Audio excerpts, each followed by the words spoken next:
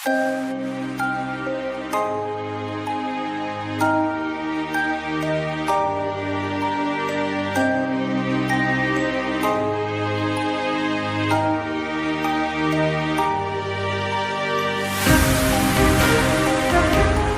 शुरू करते हैं हमारी आज की कक्षा। अब तक हमने भारत के भौतिक स्वरूप में देखा कि भारत को भौतिक रूप से 5 भागों में बांटा गया है, जिसमें से हमने उत्तर के पर्वतीय प्रदेश और उत्तर के विशाल मैदान का विस्तार से अध्ययन कर लिया था। आज हम इसके तीसरे भाग प्रायद्वीपीय पठार के बारे में विस्तार से अध्ययन करेंगे।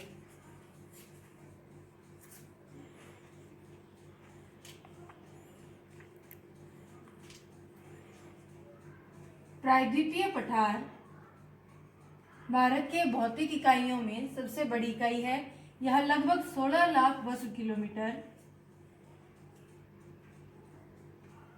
क्षेत्र में फैला हुआ है।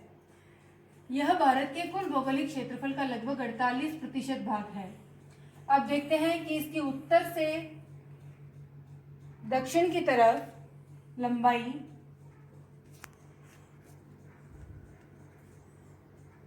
लगभग 1800 किलोमीटर है और पश्चिम से पूर्व की तरफ इसकी चौड़ाई 1400 किलोमीटर है। देखिए, इस तरह से लगभग भारत का प्रायद्वीपीय पठार जो है, इसका धरातल हमें दिखाई देता है।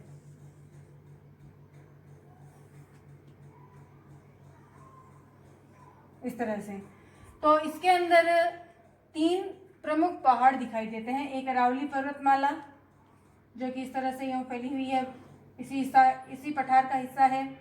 फिर आती है यहाँ पर अपनी विंध्याचल पर्वतमाला और सतपुड़ा का पर्वत। ये तीनों पर्वत हमारे प्रायद्वीपीय पठार का ही भाग हैं। प्रायद्वीपीय पठार को हम अध्ययन की दृष्टि से 3 भागों में बांट सकते हैं। एक आता है इसका पश्चिमी घाट, दूसरा पूर्वी घाट और तीसरा दक्कन का पठार। इस पठारी भाग की औसत ऊंचाई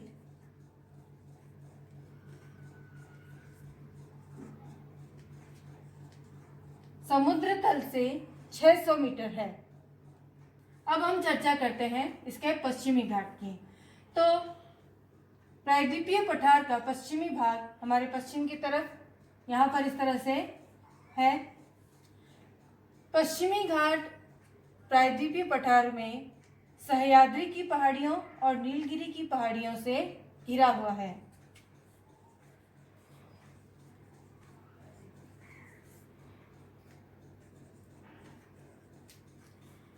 पश्चिमी घाट सह्याद्री तथा नीलगिरी की पहाड़ियों से।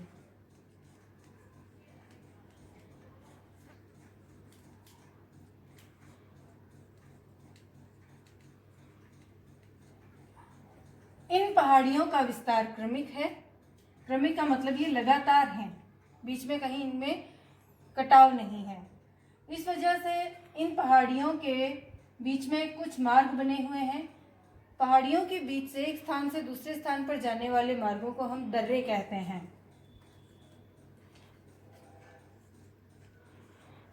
तो इस प्रकार से पश्चिमी घाट में मुख्य रूप से 3 दर्रे पाए जाते हैं, जिन्हें थाल घाट, यह मुंबई से नासिक के लिए मार्ग बनाता है। भोर घाट, यह भी मुंबई से पुणे के लिए मार्ग बनाता है। और पाल घाट,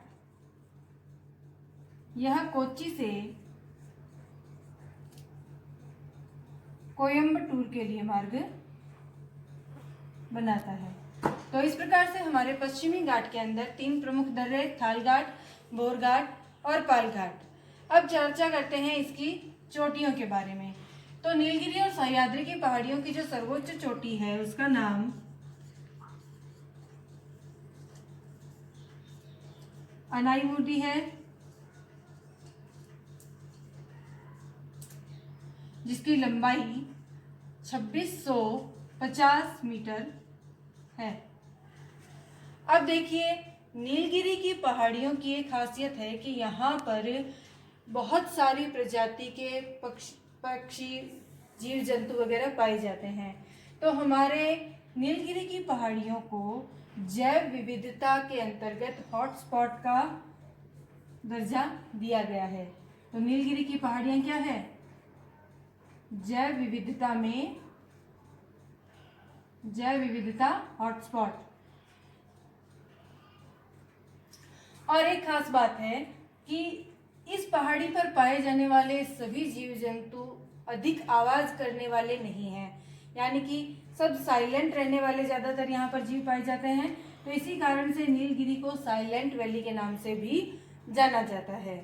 अब आती है हमारे इधर की सह्याद्री और नीलगिरी की पहाड़ियों में कुछ ऐसे क्षेत्र हैं जहाँ पर कि कॉफी का उत्पादन सर्वप्रथम किया गया था। तो बाबा बुदुन की पहाड़ियाँ हैं जहाँ पर भारत के अंदर सर्वप्रथम कॉफी उत्पादित की गई थी। ये भी हमारे पश्चिमी घाट का ही हिस्सा है।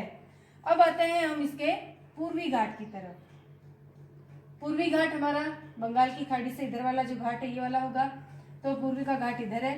अब देखिए कि मैंने आपको बताया कि हमारे प्रायद्वीपीय पठार का ढलान, इसका ढलान किधर है? पश्चिम से पूर्व की ओर। ठीक है, तो पश्चिम से निकलने वाली सारी नदियां पूर्व की ओर बहती हैं। इस तरह से इधर बहेंगी, तो इधर की पहाड़ियों से निकली और इधर गई, तो इनका डेल्टा इधर बना। डेल्टा इधर बना तो ये जो घाट था ये क्रमिक न रहकर थोड़ा कटाफटा हो गया, यानी कि जो पूर्वी घाट है वो हमारा क्या है?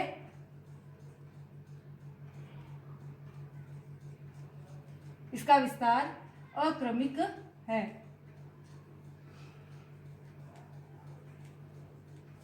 अक्रमिक है क्योंकि इधर से बहने वाली अधिकांश नदियां पूर्वी घाट की ओर आती है, यहाँ पर ये अपना डेल्टा बनाती हैं और इन नदियों के बहाव के कारण ये जो तट है ये कटाफटा हो गया है और अक्रमिक रह गया है। इसकी चौड़ाई पश्चिम के घाट की अपेक्षा अधिक है। अगर आप इसको 150 मानते हैं तो ये 300 किलोमीटर में चौड़ाई में फैला हुआ है। अब इसकी लेंथ की बात करें तो ये महानदी घाटी जो है, महानदी यहाँ पर अपने हीराकुंड परियोजना के अंतर्गत हमने पढ़ी थी। महानदी घाटी से नीलगिरी की पहाड़ियाँ जो यहाँ तक फैली हुई है, यहाँ तक इसका विस्तार क्रमिक रूप से है। तो ये कहाँ हो गया? महानदी घाटी से नीलगिरी तक।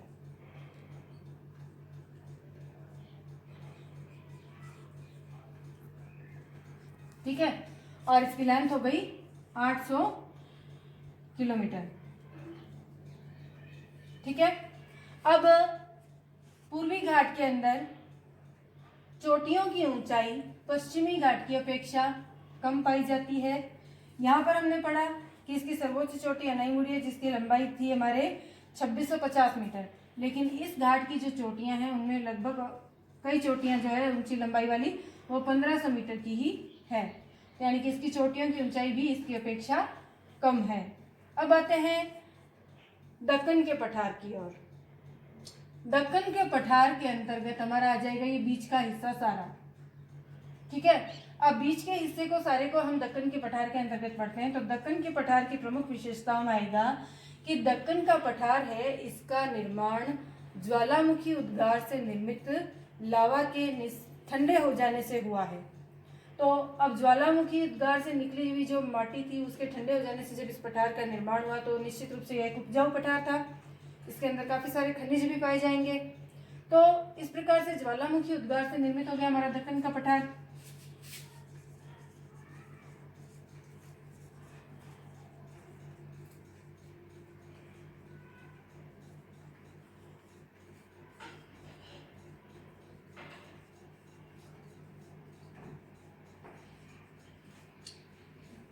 ज्वालामुखी उद्गार से निर्मित था तो इसमें काली मृदा पाई जाती है। ठीक है, काली मिट्टी कपास और चावल के उत्पादन के लिए बहुत अच्छी मानी जाती है, तो इस क्षेत्र में कपास और चावल का उत्पादन अधिक होता है।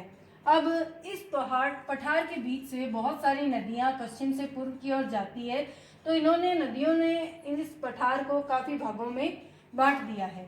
तो इन भागों के नाम हम देख लेते हैं। एक तो आता है इसका छत्तीसगढ़ का पठार, फिर आता है इसमें मैसूर पठार, फिर आता है रायलसीमा का पठार,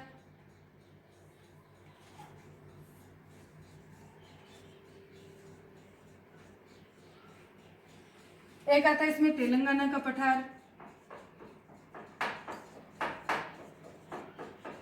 तो इस प्रकार से नदियों के बहाव के कारण दक्कन का पठार कई भागों में विभक्त हो गया है। इस प्रकार हम देख सकते हैं कि इसके अंतर्गत अपना राजस्थान का कुछ हिस्सा, फिर अपना मध्य प्रदेश, फिर इधर से झारखंड, छत्तीसगढ़, ये आंध्र प्रदेश, तमिलनाडु, तेलंगाना, कर्नाटक और कर्नाटक का कुछ हिस्सा, महाराष्ट्र का कुछ हिस्सा, ये सभी राज्य जो हैं इसका भाग बनते हैं। दक्कन के पठार में यहाँ पर हमारा जो छोटा नागपुर के पठार के नाम से हम इसको जानते हैं, इसकी एक खासियत आप ध्यान रखिएगा कि छोटा नागपुर का पठार जो है ये भारत का रूढ़ क्षेत्र कहलाता है। इसका कारण ये है कि यहाँ पर कोयला अत्यधिक मात्रा में निकलता है और विश्व में जो कोयले के उत्पादन का अधिकतम उत्पादन का जो क्षेत्र है वह रूर नाम से जर्मनी में है, और भारत के अंदर सबसे अधिक कोयला यहाँ निकलता है, तो इसको भारत का रूर क्षेत्र कहा जाता है, छोटा नागपुर के पठार को। इसके अलावा इसमें खनिजों की भी बहुतायत है, यहाँ पर काफ़ी खनिज भी निकलते हैं। अब हम चर्चा करते हैं दक्कन के पठार के महत्व की।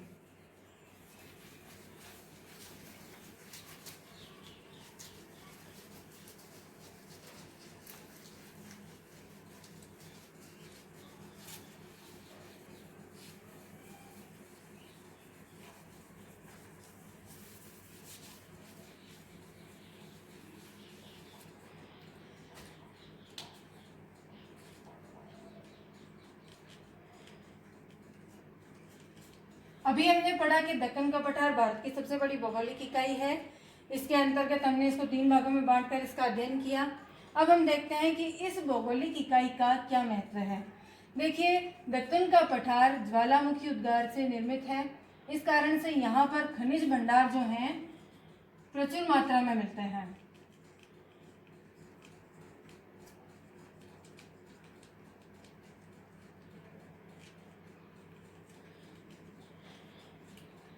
तो खनिज निकलेंगे तो भारत की आर्थिक स्थिति में इसका सहयोग बढ़ेगा।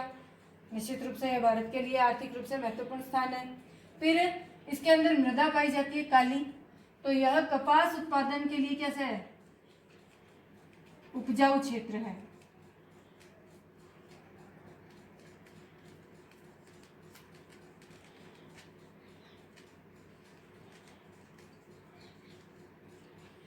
तीसरा आपने देखा कि इस क्षेत्र के अंदर बहुत सारी नदियां थी, कृष्णा, गोदावरी आदि। तो इन नदियों से इसमें मीठे जल की पर्याप्तता है। 600 मीटर इसकी समुद्र तल से ऊंचाई है, तो यहाँ पर पठारी होते हुए भी मैदान है। तो यहाँ पर सागवान, चंदन जैसे उपयोगी वृक्ष पाए जाते हैं। ठीक है। फिर अब नदियां हैं, तो नदियों के ऊपर से जलप्रपात भी बने हैं।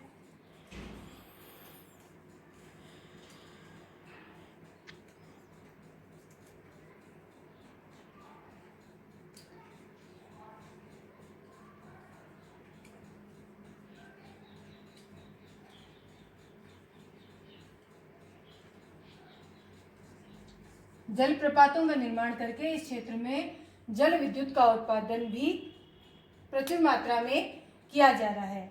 अब इस क्षेत्र में हमारे भारत के कुछ प्रमुख पर्यटन स्थल भी हैं।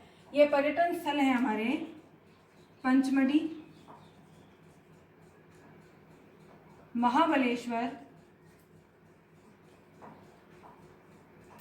तथा ऊटी, जिसे उडुग मंडलम भी कहते हैं। ठीक है। तो ये इस प्रकार के कुछ प्रमुख पर्यटन स्थल जो हैं वो हमारे प्रायद्वीपीय पठार के अंदर है। इस प्रकार से देखा जाए तो भारत के अंदर प्रायद्वीपीय पठार जो है बहुत महत्वपूर्ण भाग है। इसका एक बार छोटे रूप में हम दोहरान कर लेते हैं। इसका कुल क्षेत्रफल 16 लाख वर्ग किलोमीटर है। उत्तर से दक्षिण की तरफ इसकी जो लंबाई है वो है 1800 किलोमीटर। पश्चिम से पूर्व की तरफ इसकी चौड़ाई है 1400 किलोमीटर। इसको 3 भागों में बांटकर हमने अध्ययन किया, पश्चिमी घाट, पूर्वी घाट और दक्कन का पठार। पश्चिमी घाट के अंतर्गत हमने देखा कि पश्चिम के घाट को अरावली और सह्याद्री और नीलगिरी की पहाड़ियों ने घेर रखा है। इसका क्रमिक विस्तार है। इसके अंदर 3 दर्रे बने हुए हैं, थाल घाट, बोर घाट और पाल घाट। इसके अंदर नीलगिरी की पहाड़ियों में साइलेंट वैली के नाम से भी जाना जाता है और यह जैव विविधता हॉटस्पॉट के नाम से चिन्हित किया गया है। इसका जो चौड़ाई है ये थोड़ी कम है। अब पूरे प्रायद्वीपीय पठार का ढलान पश्चिम से पूर्व की तरफ है, तो पूर्वी घाट के अंदर अधिकांश पश्चिम से बहने वाली नदियां पूर्वी घाट पर डेल्टा बनाती हैं। तो पूर्वी घाट क्या हो गया, अक्रमिक विस्तार हो गया इसका, यह कंटिन्यू नहीं है। फिर इसकी चौड़ाई अधिक है। इसकी एवरेज ऊंचाई पश्चिम के घाट से कम है। पश्चिम के घाट की सर्वोच्च चोटी 2650 मीटर की थी, जबकि पूर्वी घाट में जो ऊंची चोटियां हैं लगभग 1500 मीटर की ही है। फिर आता है इसका मध्य भाग, जिसको हम दक्कन के पठार के नाम से जानते हैं। इसके अंदर नदियों के बहाव के कारण इसको कई भागों में बट गया है। ये छत्तीसगढ़, मैसूर, रायलसीमा तथा तेलंगाना के पठारों के नाम से जाना जाता है। इसके अंतर्गत हमने देखा कि छोटा नागपुर का पठार है, ये भारत का रूट क्षेत्र कहलाता है, क्योंकि यहाँ पर कोयले का उत्पादन अत्यधिक होता है। फिर आते हैं हम छोटा नागपुर का पठार के बाद में कि ज्वालामुखी उद्गार से उत्पन्न होने के कारण यहाँ काली मृदा पाई जाती है और खनिजों की प्रचुरता भी है। इसके महत्व में हमने देखा यहाँ खनिज भंडार प्रचुर मात्रा में पाए जाते हैं, कपास के उत्पादन के लिए उपयुक्त है। फिर सागवान, शीशम और चंदन जैसे काफी उपयोगी वृक्ष यहाँ मिलते हैं। फिर आता है हमारा कि नदियों पर जलप्रपात का निर्माण होने से यहाँ जल विद्युत का उत्पादन भी पर्याप्त मात्रा में हो रहा है और हमारे काफी सारे पर्यटन स्थल इसी क्षेत्र में स्थित हैं। तो इस प्रकार से हमने देखा कि प्रायद्वीपीय पठार भारत का एक महत्वपूर्ण भाग है। अब हम देखते हैं इसके घाट, तटीय भाग। अगला हमारा आता है समुद्र तटीय मैदान, जो कि हमारे प्रायद्वीपीय पठार के पश्चिम और पूर्व की तरफ समुद्र से लगे तटों पर स्थित है। अब देखिए कि तटीय मैदान में हमारी नदियों के निक्षेपण से निर्मित जो मैदानी भाग है वो आते हैं। पश्चिम का जो तटीय मैदान है यह हमारा खंबात की खाड़ी से कुमारी अंतरीप तक, और पूर्व का जो तटीय मैदान है यह हमारा गंगा नदी के मुहाने से कुमारी अंतरीप तक निर्मित होता है। तो देखिए पश्चिमी तटीय मैदान, इसमें खंबात की खाड़ी से गोवा तक के तट को हम कोंकण तट कहते हैं। उसके नीचे कर्नाटक और केरला के तट को मलाबार तट। फिर इस तरफ हमारा आता है तमिलनाडु और आंध्र प्रदेश से लगने वाला कोरोमंडल तट। उसके बाद उड़ीसा और बंगाल का उत्तरी सरकार तट। तो इस प्रकार से हमारे तटों के नाम हो गए कोंकण तट, मलाबार तट, कोरोमंडल तट और उत्तरी सरकार तट। यह हमारा प्रायद्वीपीय पठार के मुहानों से इस तरफ ढलने वाला मैदानी भाग है, जो जहाँ पर काफ़ी सारी नदियाँ भी बहती है। इधर में देखिए नर्मदा, ताप्ती, फिर सह्याद्री की पहाड़ियों से निकलने वाली अधिकांश तीव्र ढाल की नदियाँ इधर ही बहती हैं, और लंबी नदियाँ जो पश्चिमी घाट से पूर्व की तरफ जाती हैं वो इधर के मैदानी भाग में निक्षेपण करते हुए इसकी चौड़ाई को बढ़ा देती हैं। तो इस प्रकार से हम देखें तो हमारे पश्चिमी घाट की जो चौड़ाई है वह 65 किमी है। इसकी समुद्र तल से औसत ऊंचाई 180 मीटर और इसकी लंबाई खंबात की खाड़ी से कुमारी अंतरीप तक 1600 किलोमीटर है। अब आते हैं हम इस तट पर स्थित प्रमुख बंदरगाहों की बात कर लेते हैं। यहाँ हमारा गुजरात में कांडला बंदरगाह है। फिर आता है मुंबई बंदरगाह,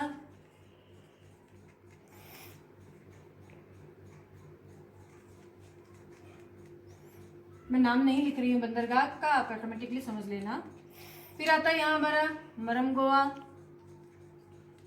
ये गोवा में स्थित है। फिर आता है कोच्चि, फिर आता है न्यू मंगलोर। तो इस प्रकार से हमारे पश्चिमी तट पर स्थित प्रमुख बंदरगाह हो गए कांडला, मुंबई, मरमगोआ, कोच्चि और मंगलौर बंदरगाह। ठीक है, इसकी कुल लंबाई हो गई 1600 किलोमीटर, ऊंचाई हो गई 180 मीटर और इसकी चौड़ाई हो गई 65 किलोमीटर। इसका ढाल अधिक तीव्र है। अब आते हैं हम अपने पूर्वी तट की तरफ। तो देखते हैं पूर्वी तट का ढाल पश्चिमी तट की अपेक्षा कम है और इसकी चौड़ाई अधिक है। इसकी चौड़ाई है हमारे 120, यहाँ कितनी थी 65, यहाँ 120। इसके बाद आती है इसकी लंबाई, तो इसकी लंबाई है 1500 किलोमीटर। अब बात करते हैं हम इस तट पर स्थित प्रमुख बंदरगाहों की। तो यहाँ पर देखिए हमारा सर्व प्रमुख बंदरगाह विशाखापट्टनम। विशाखापट्टनम बंदरगाह की एक खास बात ध्यान रखिएगा कि यह भारत का सबसे अच्छा प्राकृतिक बंदरगाह है। बंदरगाह की विशेषता क्या होती है? एक बंदरगाह के लिए उसके तट का कटा फटा होना श्रेष्ठ माना जाता है। कारण यह है कि बंदरगाह यदि कटा फटा होगा, कहीं धरातल होगा, फिर उसके आगे जलीय स्थिति होगी, तो बड़े बड़े जहाजों को वहां पर रुकवाने के लिए, ठहराने के लिए श्रेष्ठ प्राकृतिक व्यवस्था हमें उपलब्ध हो जाती है। तो इस कारण से जो विशाखापट्टनम का तट है वह काफी कटा फटा है और यह भारत का सर्वश्रेष्ठ प्राकृतिक बंदरगाह है। और इसके अलावा देखिए यहाँ हमारा चेन्नई बंदरगाह भी स्थित है, पारादीप का बंदरगाह है, फिर तूतीकोरन बंदरगाह है। इसके अलावा यहाँ हमारी कुछ झीलें स्थित है। झीलों के बारे में आप जानते हैं ना कि समुद्र तट पर ज्यादा झीलें कैसे बनती है कि जैसे मान लो यहाँ समुद्र का तट था, यहाँ बार बार लहरें आई, लहरों के आने से इसके कुछ भाग के अंदर तो जल रह गया और बाहर की तरफ यहाँ मलबा एकत्रित होने से स्थलीय स्थिति बन गई, तो बीच में यह क्या हो गई, एक जल की स्थिति बन गई, तो इसको हम झील कहते हैं। और इस प्रकार की झीलें इस तट पर स्थित है, जिनमें प्रमुख झीलें हैं चिल्का, पुल्लिकट, ये जितनी भी अपनी नौका प्रतियोगिताएं होती हैं ये इन झीलों में करवाई जाती हैं, और कोलेरू। तो इस प्रकार से पूर्वी तट पर हमारी कुछ प्रमुख झीलें, बंदरगाह हमने देखे, पश्चिमी तट के प्रमुख बंदरगाह देखे, तटों के नाम भी हमने देखे। इस प्रकार से ये हमारा समुद्र तटीय मैदान का भाग कंप्लीट होता है। इसके बाद आते हैं हमारे द्वीप समूह। तो द्वीप समूहों के अंतर्गत हम चर्चा करें तो हम देखते हैं कि भारत के पूर्वी तट की तरफ कोलकाता से लगभग 1248 किलोमीटर दूर हमारे अंडमान निकोबार द्वीप समूह की श्रृंखला इस तरह से फैली हुई पाई जाती है। यह लगभग 265 द्वीप समूह है।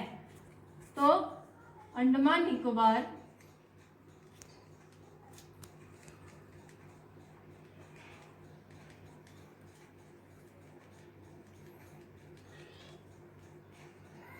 यह कलकत्ता से 1248 किमी दूर